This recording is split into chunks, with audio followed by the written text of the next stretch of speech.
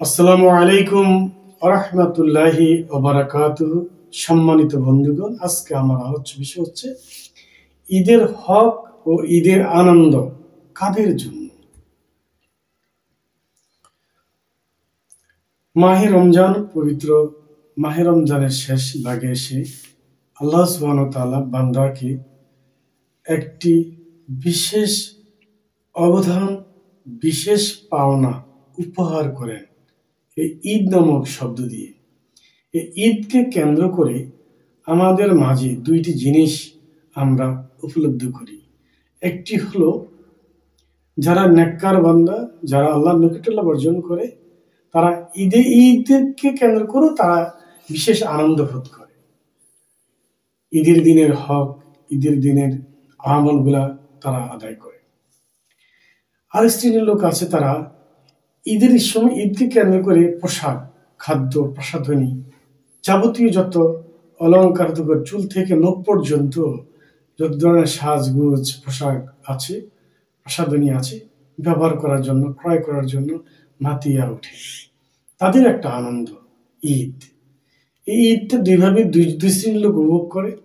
যারা আল্লাহ নৈকট্য লাভের জন্য তারা ইবাদত করে, তারা পোশাকের প্রতি আছে, তবে অত না, তবে পরিষ্কার পরিচ্ছন্ন, পুরান হোক, নতুন থাকলে পরে নাইলে না, কিন্তু অতটা না।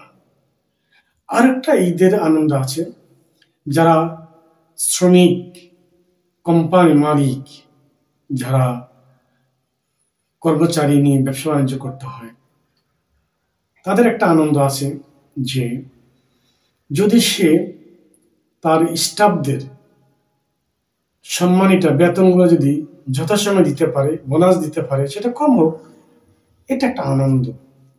আমি জানি না যারা এই নিয়ে বেঁচে আছে তারা দেখবেন নিজের পোশাক আশাক নিয়ে এত ব্যস্ত না, নিজের খাদ্য সামগ্রী নিয়ে এত ব্যস্ত না, যতটুকু হইলে চলে ততটুকু নিয়ে তুষ্ট থাকে।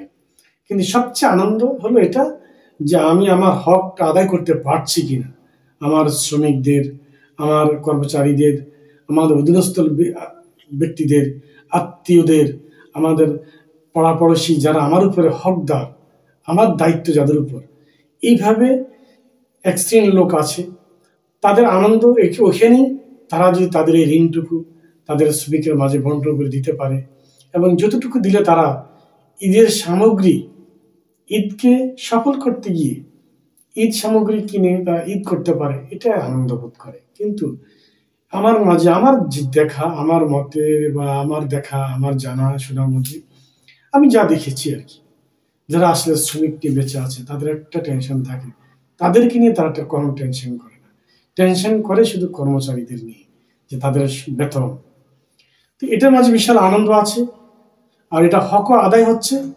এই আনন্দটা আমার যে আজকে যে আলোচ্য বিষয় আছে, ঈদের আনন্দ, ঈদের হক কাদের জন্য, এই যে কথাগুলো বললাম, এই আলোচনার মাঝে আপনারা বুঝতে পারবেন যে আসলে ঈদের আনন্দটা কতভাবে হয়, কাদের জন্য হয়, কিভাবে হয়, কারা কতটুকু উপভোগ করে। কেউ পেয়ে, খেয়ে, পড়ে আনন্দ ভোগ করে, কেউ না খেয়ে না পড়েও আনন্দ বোধ করে, কেউ দেখে না দেখেও আল্লাহকে ভালোবেসে আল্লাহ বন্দি করেও আনন্দ ভোগ করে।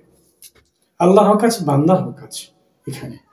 ইনশাআল্লাহ আল্লাহ পাক যেন সবাইকে সহজ করে দেয়, আমি সেই দরখাস্ত আবেদন আল্লাহর কাছে করব, যারা জীবে আছে সবাই যেন সবার এই ঈদের হক আদায় করতে পারে। আসসালামু আলাইকুম রহমতুল্লাহি ওয়া বারাকাতুহু।